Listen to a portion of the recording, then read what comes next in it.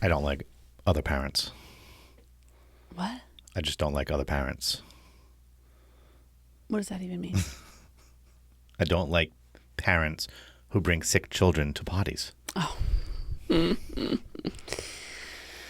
So you don't like other parents, but you like parents. You just don't like parents who take sick children to parties. I don't know. I don't think we've done an episode on sick children, have we? No. I think we've talked about this Is that really an very episode, loosely. Sick children? I think it would be a good one. I suppose so. We could do that. Yes, this is one of yours and mine pet peeves. Coming out of a pandemic and people still don't have the common decency to stay away. In fairness, maybe it was the start of a sickness, or maybe I don't buy that at all. Maybe it was days later. I don't buy that at all. Anyways, it's not really important. It's neither here nor there. But there's a cold in our house now, and we really haven't been many places. We know exactly where the children, the youngest four, caught it. We know exactly where. We're not going to name names. We do. But we know exactly where, and it was at a birthday party with other young children. I know. And so I've been banned from birthday parties with other young children. It's funny. We used to belong to a homeschooling co-op, and it was maybe we were there for 5 years, I want to say. Maybe we went for 5 years, 4 or 5 years. And but every year. And everybody threw up every year. Every year. You were part of that stupid co-op. First of all, it wasn't stupid. It was a great co-op, but it was stupid to you because every year, and that was the first, we had never gotten the stomach bug as like a sweeping family yearly thing until we started this co-op. Correct. And because bad parents bring vomit kids to co-op. Or kid, kid, but it's been 3 hours since my kid threw up. It's not that. I don't think it's like that. But it's mostly close. like, it's close. It's been 2 days.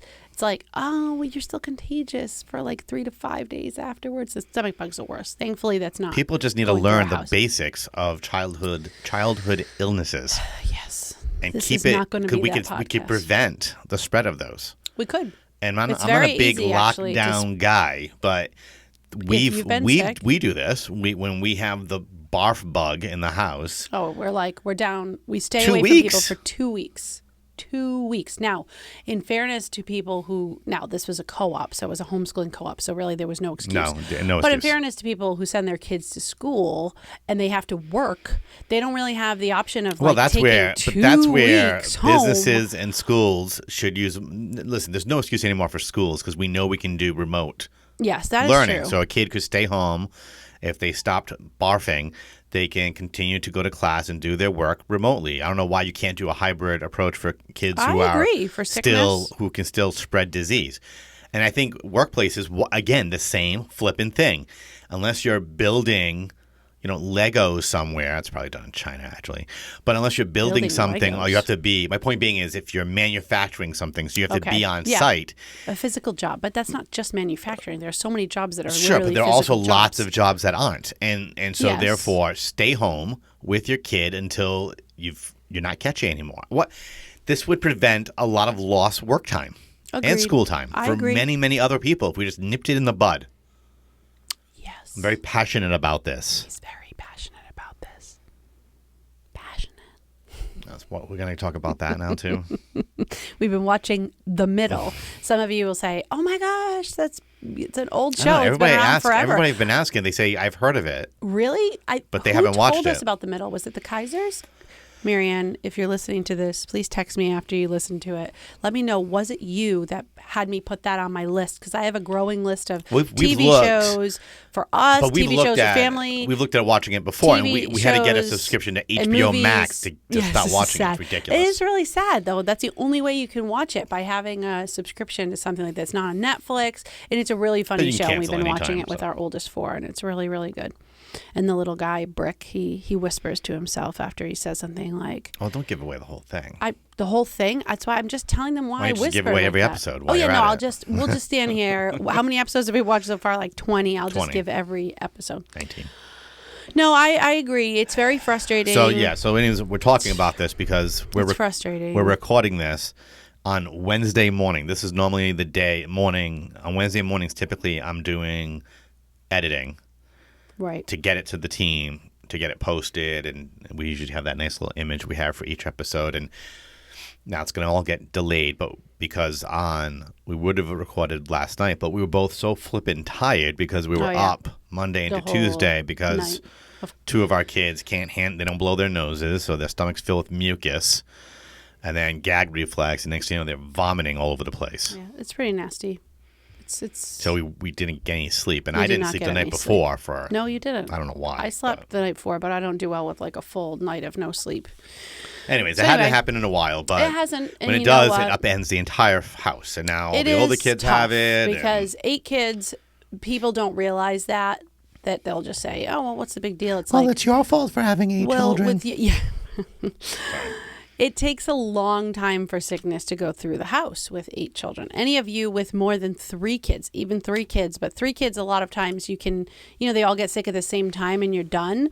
But when you've got 4, 5, 6, 7, 8, 10 kids, it can be weeks of your life that are gone. Yeah, listen, nothing competes with, I think it's about 5 years ago now, the night of puke. Where Why are we talking about puke? Because we had sickness in the house, and it's fun to talk about. We had awful. 6 kids who started throwing up within an hour of each other. Yeah, that was. But you know what? As my daughter reminded me yesterday, everywhere. She said, but we were talking about that incident, and she said, you actually prayed for that, though, Mom. So in fairness, it was your fault.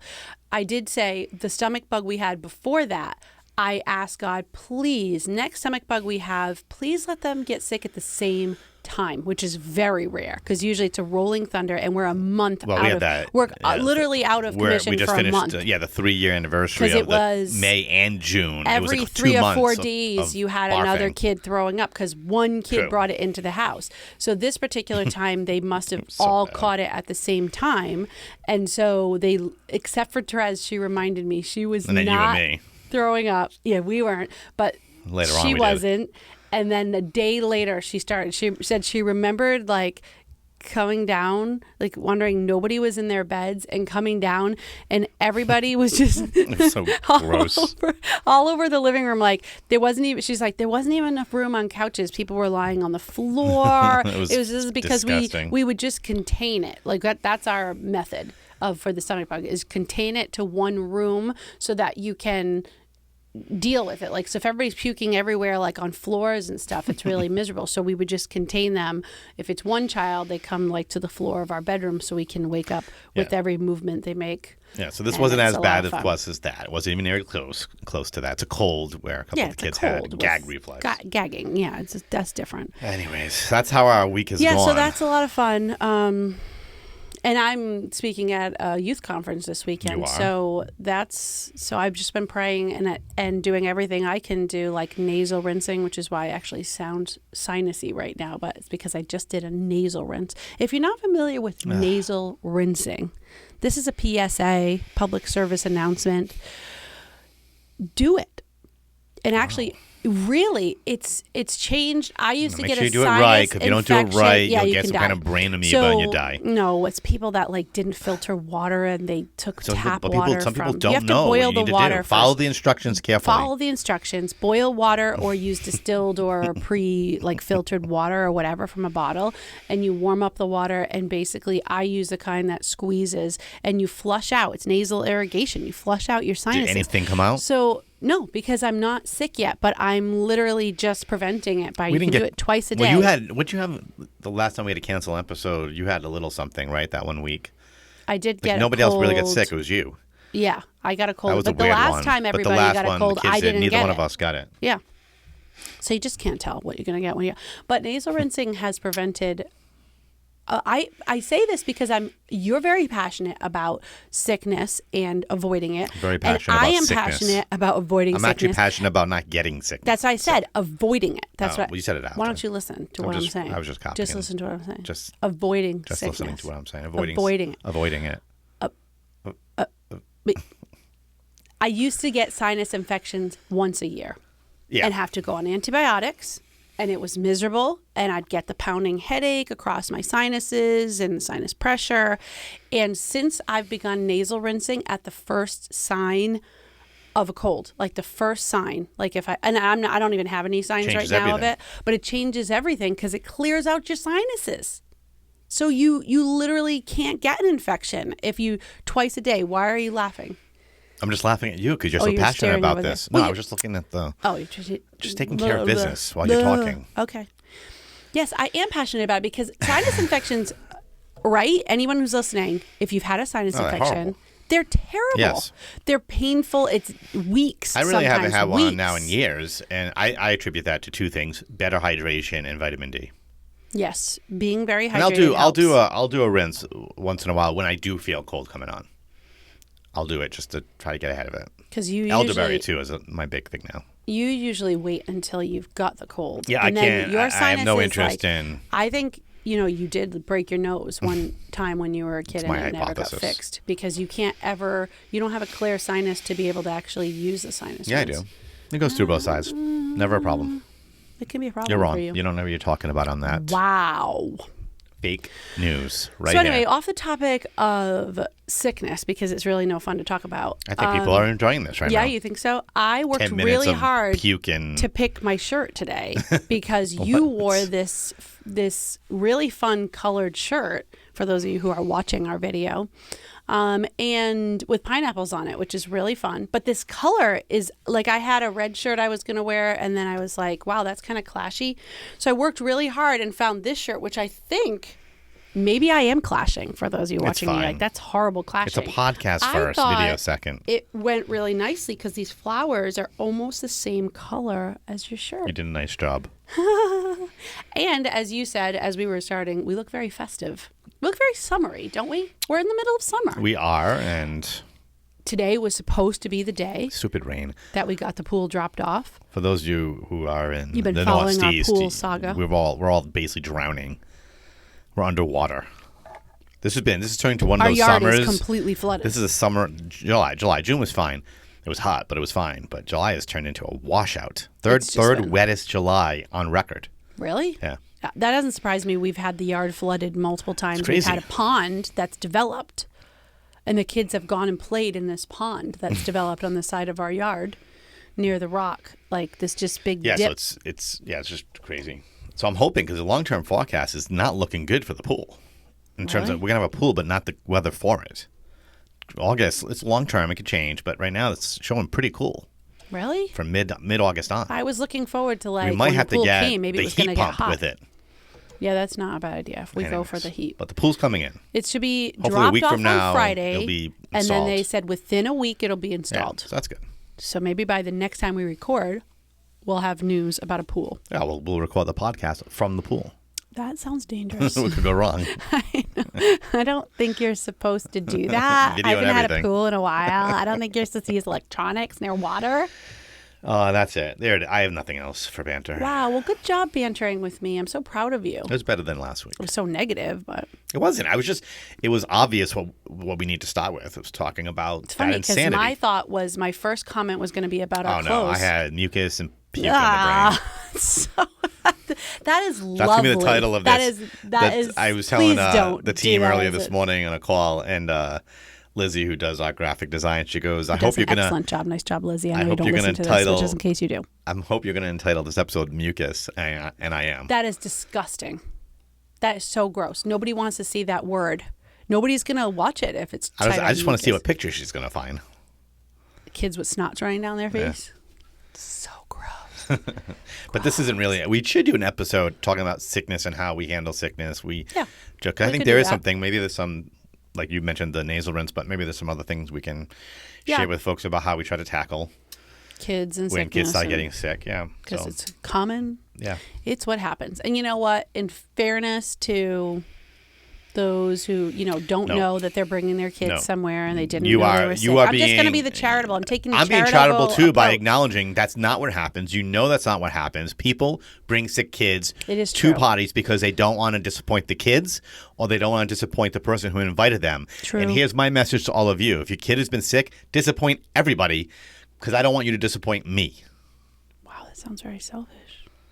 But you get everybody sick. And by the way, we know the other families are now sick who are at that party. It's not fair. That's it really all. Isn't fair. It's not worth it. We've done that to our kids where we've canceled. We've absolutely done it over and over and over again. And you know what? As much as they're disappointed in the short term, thinking about your friends being sick Correct. and that just is charity. spreading is real charity. So, but we can do a whole episode on that. Anyway, we're not going to spend any more time on this. Welcome to another episode of Raising 8. A couple of sinners trying to raise saints. Welcome. As promised. Welcome. You always do that. Choose your guy. Get the best pictures when you do that. You always get some. As promised, we thought we would do a kind of a quick episode on homeschooling. We did one a year ago. Of course, homeschooling was growing. It still is, by the way. It is growing. Yeah. There's lots of not just the pandemic, although I think the fact that it looks like kids are going to still be forced to wear masks at school. Many schools, yes. I thought they decided that they weren't. No, they're going to be because kids can't be vaccinated. Which we're not even going down that. We can't even go down story. That whole, I get angry. And but the idea of having having kids in masks is insane, even though the research is clear. Insane. Clear. Psychologically kids do not damaging, get sick. physically damaging. Well, yeah, it's There's bad. so much that's damaging. But they don't get sick from COVID. It's just they get sick from other things. It's not COVID. COVID is not hurting kids. That's a fact. Yeah. And yet we're going to make them mask up anyways. And even though most teachers seem to have gotten the shot, so if the shot works, then why are they worried? I don't get it. Leave the kids alone. I don't get it. Get it. So I think I'm glad more than ever that our children are homeschooled. So I think more and more people are going to be looking at that, especially for those who have now the option of hybrid, / remote work still, because some companies are still doing that, and we're doing that with our team. We have a hybrid approach we're going to be taking, where you come in a couple of days a week and you can do remote from that point on, other than when you have to do presentations or meetings that are in person. So anyways, I think homeschooling is still going to happen. I think it's growing. And so we figured we'd do a rehash. And we found an interesting article. I did. You found it. And speaking of springing things on me, I hadn't even seen this until I walked in. It's not that complicated. 5 minutes before. It's well, not you that did. You complicated. promised them last episode. I did. That this new thing would be to spring things on each other. Oh, that's a good point. I didn't. So I'm just saying. You know what's funny? I didn't do it. With your promise. I didn't do it with intentionality, which is kind of funny. Because we knew the topic for today, so you couldn't spring that on me. Why are our lights flickering? That was scary. When the air conditioning kicks in, the lights flicker. Why is the air conditioning kicking in though? Sorry. Upstairs on the top floor, the air conditioning is still on, and the heat's probably rising. No. The air conditioning is on upstairs. It is hot outside right now. It's humid and hot. When I took a walk this morning for a cool down walk, it was warm outside. Okay. So I didn't open any windows. Okay. So I don't know how to. Okay. I just want to get into this topic. Just stop talking now. It's time to get into our topic. Welcome back to Raising 8, and we're going to be talking about. Where did we go? I went off topic. You did. So I was welcoming them back. We do that often. Go ahead. What do you want to say? I haven't read this article. You have, so you have to talk about it. I barely read it. I got it for the 10 points. She makes 10 points. 10 points. It's a 10-step guide to start homeschooling. And we talked about some of these things, if not all of them, last year. I just think it's interesting that she, I'll link to this article in the episode extras. I don't think I've done an episode extra in a while, but now I will. Wow. Now you're going to. So I'll link to this for this week's episode, folks. The article is by Erica Ahern. Oh, my word. That's so funny. Isn't that? That's one of our listeners is Erica Ahern. I don't think this it's her, is not though. from her, but Erica, you're famous. Yes. Nice Apparently, job with this article that just you a couple did not days write. ago, you did a blog. So, that's so funny. Spelled the same way with a K. Spelled the same way, last name. It's from July 10th, Erica. so just a few days ago. It just came out. And Erica it's pretty is a good. nurse, by the way. She's a really fantastic It talks about some different things. But I like this one, the last line before she gets into the where do we begin. She says, parents homeschool in order to customize their children's education, improve their confidence, create more natural and healthy social experiences for them, and exercise their freedom to raise them in their Catholic faith, or any faith, quite frankly. But obviously for us as Catholics, that's certainly part of what we do. So she offers 10 points, and so we'll take these one at a time. Number 1, pray and discuss. So this is really important, and I think in discerning anything, this is a fantastic lesson for us to remind ourselves over and over and over again. If we're not praying about a topic, we're really not properly discerning it, like a decision. I say topic, I really meant thinking like homeschooling, but a decision, like a major decision for ourselves, for our children, for our family. prayer should be the first thing that we do, and discussing with obviously between ourselves as parents. Will this work for our family? Will this be something that will be good for us? But also discussing with other friends. It's really helpful to discuss with people who homeschool how things go for them. Everybody homeschools in different ways, so getting different takes from and I think different people is helpful. Any good discernment, requires all these, gather as much information as possible and then bring it before the Lord and take some time with that. You don't have to rush into this. But if you're not really trying to trust in God's will for your family, and this has to be a part of His will for your family. And we talked about this last year with this is not for everybody. Nope. This is not, we're not crusaders here. Like you and I don't believe in that. Everybody has to homeschool. We spoke a lot about this and prayed about this early in marriage before children. We were talking about it. And then certainly when we had our kids and as they started getting to school age, we had more conversation, more prayer about it. And it wasn't like we didn't come to it like, oh yeah, we're homeschooling. Oh, no, because I felt very strongly and you were reserved. Yeah. So we really had to pray about it. And part of that was I had a good experience and I'm a public school kid. And now, granted, I went to public schools in a whole different era in the history of it. You're so old. Yes. But I had a good education. I had a really good education. I enjoyed my public school experience. Yes, there were some negatives to it, no question about it. But overall, it was a good education. But so we did have some debate, and we certainly did bring it to prayer a lot before we made a final decision. But of course, we decided to do it. So I think this is really important. So first step. So you can talk about the second one. Oh, thank you. Sorry. We'll go back and forth. My glasses on. I haven't seen these, so I'm excited. As he scrolls down, I'm seeing what it says. Number 2, check your state and local regulations. And by the way, they do link you to a pretty good group. Check with the Homeschool Legal Defense Association, HSLDA, regarding state laws, your state laws regarding homeschooling. And by and large, they're generally the same. The basics are generally the same. You can.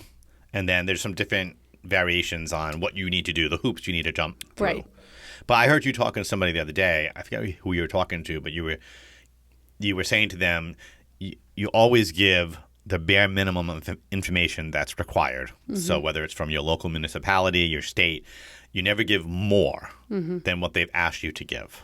And that was your sister that told me about that. Good advice. And I think they give the same advice, by the way. Logic that's passed down. Yeah. Because if you start giving more and more and more and more, then they might change and require everybody else to give more and more and more and more. And you don't really want to make things difficult for other families who are homeschooling. So you just give what they ask for and move on with life. Yeah, and they say this is good. It says, do not be intimidated by these laws. Families are homeschooling in all 50 states in record numbers.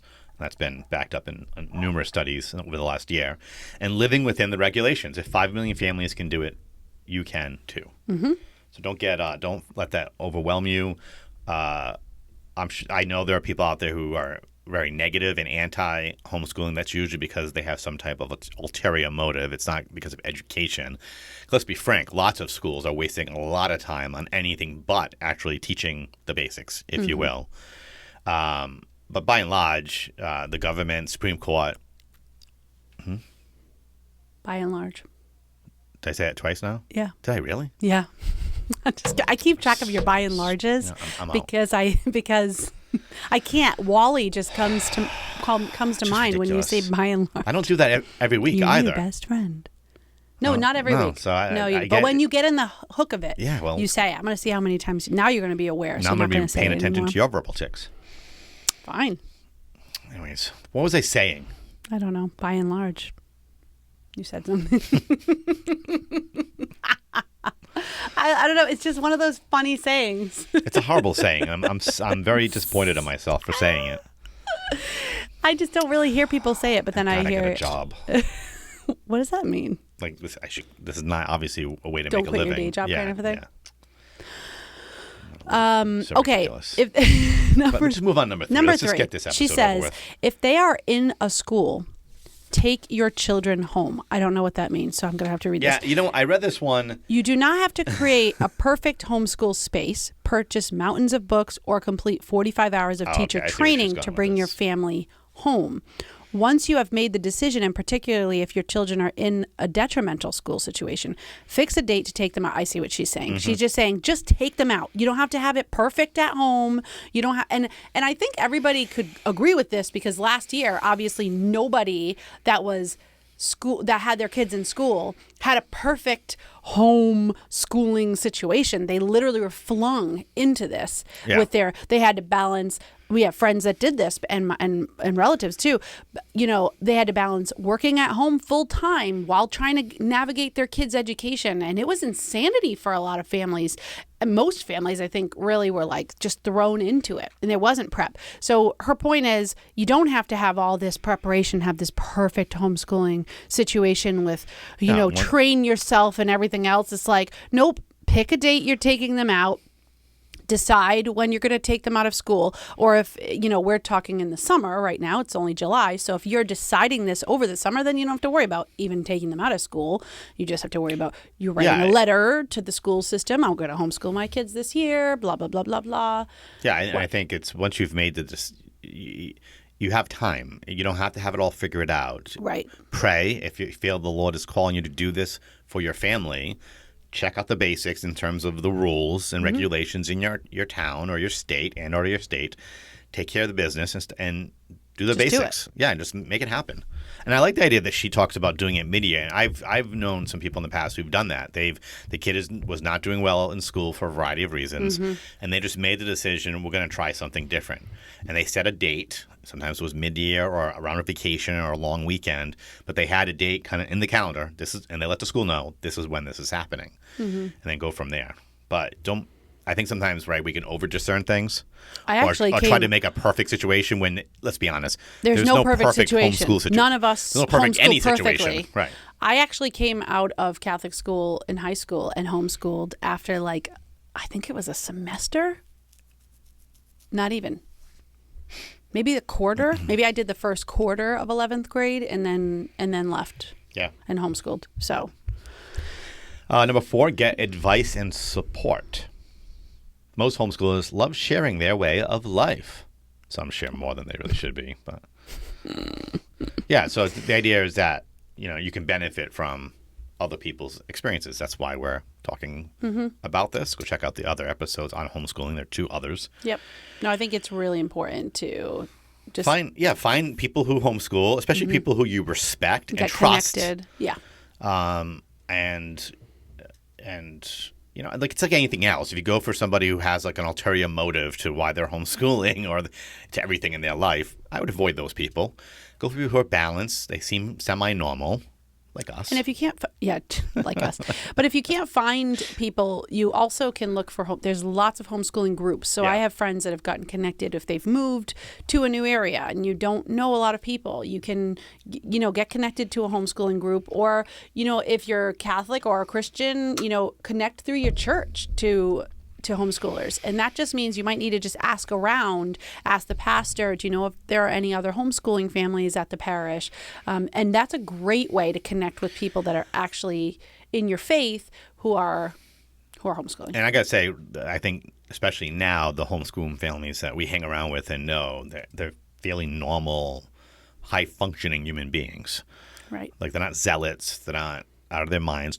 No offense to those people. They have their reasons. But you know what I'm saying? There was a stigma that was a while ago when there weren't a lot of people homeschooling. And you might have had more of like the recluse type of homeschoolers. They still exist. That, of course, because people of all types exist. So, but people who are homeschooling kind of for extreme reasons or a very extreme kind of people to one end or another end. And I think there are a lot of families in recent history who are just kind of normal families who like the approach of individualized education for their children, or like the idea of having them out of the mainstream school system. And if they've been doing it, they can be of use to you and giving you advice and basic support. So check them out. Find them. So number 5 is shift your thinking. One of the myths of homeschooling is that parents must recreate school at home. Yeah, so this is a big one, and actually I think I saw people do this over the last year because their kids were in traditional school. There was a trying to recreate an 8-hour school day at home. And it was very stressful for the people that I connected with that were trying to do that. And they would say things to me like, I don't know how you do this. And I know we've said this on the podcast last year also when we were talking about this at that time. That's not what I do. I don't do 8 hours of school the way it is in a school at my house. My schooling looks different than the school system's schooling. And so that, and it looks different for everybody. It looks different for every homeschooling family. Some are super structured, so some families really like to we wake up at this time, we eat at this time, we start school at this time. Everybody's at these desks or everybody's whatever. You have to find what works for you. Mm-hmm. It can be that, or for us, we've talked about before, some of our kids start their school before I've even woken up in the morning, and they know what's expected. Now, not talking about the little ones who need they literally need me to be hand-holding their every subject. But the ones who have been doing it for a couple of years, they know the subjects. They know how to check, their work. They know how to show me things that they need help with, whatever it is. They know what's expected of them. So it is a very different feel from a classroom where a teacher's up there teaching every subject. It's very self-led in this house, and that's how we choose to do it. So you might have to rethink, school in general, because we know is what we've experienced with school. So if you've I went to Catholic school my whole life, you've gone to public school your whole life. We know the structure of school. People tend to box themselves in, right? Because of their own lived experiences. And I get that. We all can struggle from that. We talk about this even just with faith formation, right? Well, I went to CCD, or religious ed, at the parish for 1 hour a week. That's where that's the only place you learn about That's Jesus. the only place we talked about Jesus, right? Well, it doesn't have to be that way. Why can't we talk about Jesus and pray and do all these things all week long? It's the same thing with schooling. Don't let yourself be boxed in by your own experience, which I think is what she's saying. I think so too. Yeah. You can be free from that. And then tied to that, or similar to that, number 6, find your style. And she talked about how since homeschooling took off in the United States, by and large, in the mid-1990s. Your new just kidding. best friend. That's not in there. Different academic. That would be, that'd be amazing funny. That would have been funny if by and large was in there. Not, but of course it wouldn't, because it's not. It's just funny because I'm funny. You are really funny. Different academic traditions have inspired a plethora. I like that word. Ooh, plethora is a good word. Plethora is a good word. That's a good underused word. Plethora. Say it a few more times. Plethora of curricula and educational materials, all based on a few fundamental education styles. Take time to learn about these approaches, including classical, conventional, Charlotte Mason. Mm-hmm. I'm not familiar with that one. Mm-hmm. And even unschooling. I've read some articles on that. That's fascinating. I know people who have unschooled. But here's the thing. Finding the right style that leads to homeschool success for your family is what you're trying to find. And I like this one. This is a great line. Trying to squeeze yourself into the wrong style because it looks good on Pinterest sets you up for burnout.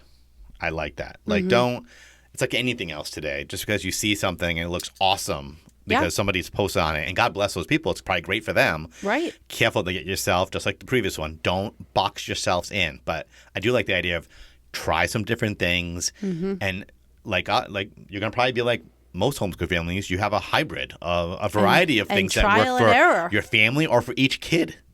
Exactly. Different curriculums, and that's the next one, finding your curriculum. Different curricula. Mm-hmm. That's really the plural of curriculum. It is. It just sounds so weird, though. By and large, curriculum, tomato. So, finding what works for your family. So I've had a lot of these conversations over the years because now I am a veteran homeschooler, but I remember, because I'm old and our kids are old, but I remember being the rookie and being, I talked to, it was dizzying how many people that I talked to, because it got overwhelming. You hate talking to people. I love people, but it was overwhelming because there's so much curricula out there in all different styles. There can be curriculums. Right, because curriculums makes more sense. But anyways, and maybe you can use that in certain situations. Maybe I don't know. I like changing English to my own purpose. Yeah, I'm a great teacher of English. And so, but finding something that works for you, and guess what? If you try something one year and it doesn't work, talk to any homeschooling family. They've done this tons of times. You change it. That's the beauty. You're not stuck. Your kid's not stuck. Like, this math is not working for my child. I'm going to try this math next year. Or I'm going to try this math next semester. Or I'm going to try this math next week. Because you can change it whenever you want to. There are always families getting rid of materials or would let you look at their materials. I mean, that is... In one of her things she said is homeschool families love to share their homeschool lifestyle. Most homeschool families love to share with you what has worked for them and what hasn't worked for them in homeschooling. I have never come across a homeschooling family who's not willing to let me borrow a book, show me what they've done, talk to me for hours about, because we're doing it, we're living it, we're schooling on a regular basis, and things just sometimes don't work. But they work for one kid, but not for another. And so my advice is always, and I just gave this advice out the other day. Someone was asking me, I'm overwhelmed by curricula. There's so much out there. I said, pick one and do it and see how it goes. Like, you don't need to invest thousands of dollars. We're talking about probably a couple of $100, and pick it and decide. Give it some time and see how it goes. You just have to kind of sometimes pick something. And for us and for me, I've always wanted to use as much Catholic curricula as I possibly could. So Catholic heritage curricula is what I use for a lot of subjects, not every subject. I don't like I don't like their math program or their science. I'm particular about some of these things. So, but you swap them out. You use what you like and swap out what you don't like. But starting with something, and I remember when I first started, I had kindergartner and below. A friend of mine told me about 5 in a row curriculum, and I said, I'm going to try it. And 5 in a row is a great way to start out homeschooling. It uses books, like reading books, like whatever literature, books, but not school books. That's what makes it unique, is they use books. No, not school books. I know Storybooks. Storybooks. So it uses storybooks, and you focus on one storybook for 5 days in a row. That's what and I know I talked about this last year too, because it was a great way to start homeschooling.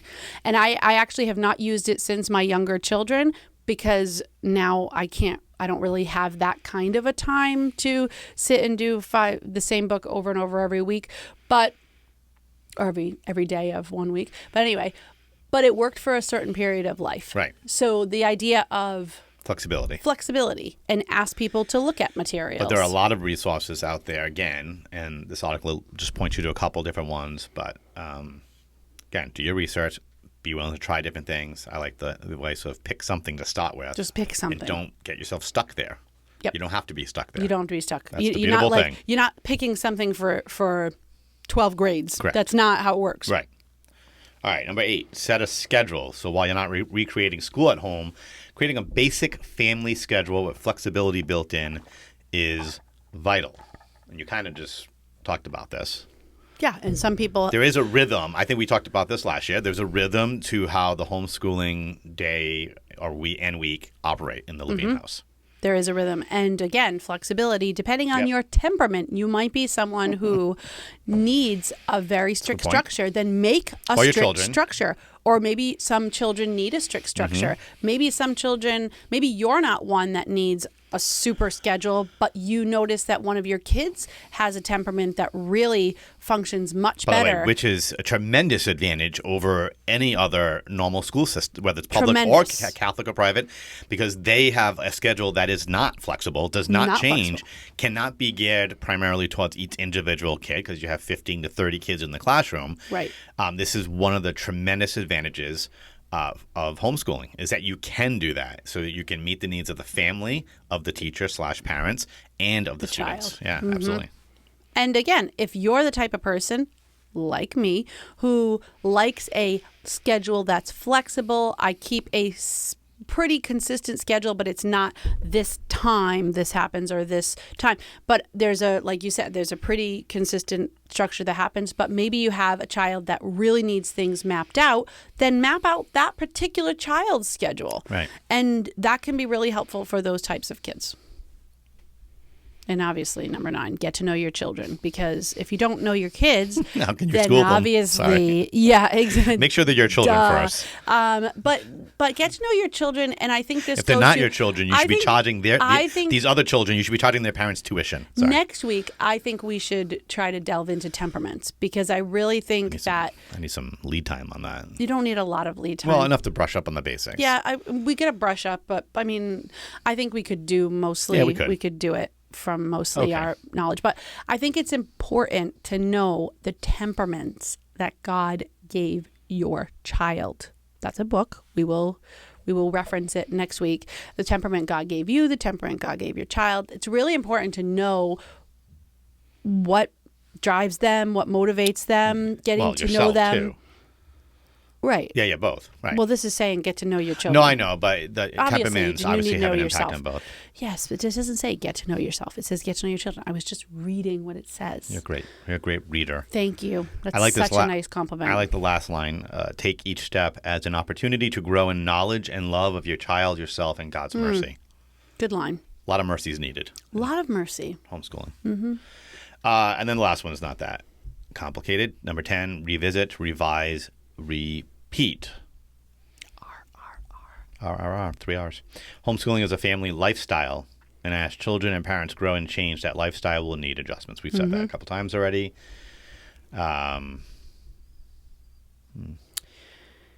It does say the homeschooling, but this could also, so adults leading the homeschool, usually mom and dad, but this could also include your child's tutors, grandparents, or the leaders of your homeschool co-op need to make sure they are all on the same page as life brings with it its joys and surprises. I think this is an important point, and I wanted to say something because just this past week I sat down with that's definitely not my friend Erica, because that's her picture and it's not. I didn't see her picture. It's funny. So anyway, I threw myself off a topic. I was going to say that as the kids get older, taking advantage of, for instance, friends that might be good in a particular subject that are also homeschooling their children, homeschooling co-ops, which of course we alluded to being in a co-op that was horrible and caused us all illness. Don't do it. I thoroughly enjoyed. I was just having this conversation yesterday with one of the kids where she was saying she really missed the co-op because she had lots of friends that she liked to see on a regular basis, and it was fun because we did different things. Like I did a painting class for kids and a music class, and parents with certain specialities. You know, there was a woman who did like a biology class and did dissecting and things with the kids. So those things do exist, and we're not cutting them all down just because we happen to get sick a lot from gathering in large groups of children. But they are helpful. But also, one of the things I was thinking of as I sat this past week with our oldest, and we use Homeschool Connections for the oldest children for high school. It's a Catholic. I think we talked about it last year, but it's really worth mentioning again if you have middle school. And I think they've even added elementary school classes. But they are online classes that you can sign up for live classes, or you can sign up for pre-recorded, which we do pre-recorded. Oh, there's a fruit fly. I saw it's that. Right in my face now. Get it. Kill the fruit fly. Nah. Oh, that's what you were grabbing at earlier? I did, You were grabbing at nothing, and I didn't know what it was. Yeah. So anyway, Homeschool Connections is a Catholic why? A Catholic online schooling, and we use that for most classes. Not all, but most classes for our high schoolers. And it was really cool because a lot of people say, what do you do for high school? And there are a lot of friends I've had that homeschool right up until high school and then send their kids to a high school because, let's face it, high school, they're starting to learn some things that physics, chemistry, biology. I'm naming all the science because that's my hard thing. I can teach all the high school math because that's my strong point. But when I get to the science and the literature and the writing classes and the history classes, it can be really challenging. It can be done even if you just have a high school degree. History is challenging to you because you degree. hate history. History's not challenging. First of all, to grade like history papers and things, yes, that will be his finally. Yay, he's going to grade their history. But the fact is that this is a really great way for them to still be home, still be part of your homeschooling, and mix and match some of mixing and match some subjects with that they're learning from these. A lot of them have PhDs, master's degrees. These are, not like a bunch of, not really learned people. Just we're going to tell you about this subject. These are experts in their field. So it was really cool because I was sitting down with Michael, our oldest, and he's going into 11th grade, which is kind of crazy. At least that's great. It's just a crazy thought to me that I've been homeschooling this long, and I have 2 more years left of homeschooling this particular child, which is sad and exciting at the same time. So, but we sat down and I said, let's pick your classes for this year coming up. And with Homeschool Connections, it's really cool because we use the pre-recorded classes. Let's look at what you want to study for history. So we've already done world history. We've already done U.S. history. Some of the basics we know. I know what he needs, what the state requires of him. But there's flexibility because there's these really cool classes that are specific to different time periods, specific to different wars. You can really delve into. So he got really excited picking all of his classes. He got to pick his theology classes. He got to pick his literature. What do you want to focus on for literature? Here's what you've already done. Here's what you could do. And he had a say in his education. And I think that's obviously when you're in regular school, you don't have a pick. I mean, sometimes you have some electives or whatever, things that you can pick, but for the most part, you're just learning what they tell you to learn. And if you don't like a particular teacher, he's starting to know because now he's done it 2 years, which teachers on Homeschool Connections he really likes. And I want to take that class with that teacher. And it's kind of like a really good prep for college too, if he does decide to go to college, because you're in charge of your education, and it gets you kind of motivated with it. So now he's excited about the classes he's going to take because he's handpicked them. That's exciting. Anyway, I thought it was really exciting. It was fun. It's a whole different chapter. It is. Yeah. Of the book. Which book? The Book of Life. Great. Well, there it is. I thought it was good for us to kind of do a little checking in on homeschooling for those. Maybe you picked up the podcast later on, missed those episodes, didn't have a chance to go back and listen to all the quality was low, so I don't blame you. Sound quality wasn't as good. We thought it would be good to just do another check-in on it and do a little, and this article gave us a nice way of framing it for all of you good folks. Mm-hmm. And thank you for being with us again and for listening to us here at Raising 8. At Raising 8? Well, here at the podcast. At the podcast? I get the podcast. In the podcast? What preposition would you use? Because I'm just listening to the podcast, too. To. That's the preposition. To the. To the is not a preposition. Well, no, the point is to the podcast. Thanks for listening to the podcast. To the podcast. Thank you for listening to Raising our 8. Podcast. Our podcast. Thank you for listening to Raising 8. A couple of sinners trying to raise saints. Saints. Saints. God bless.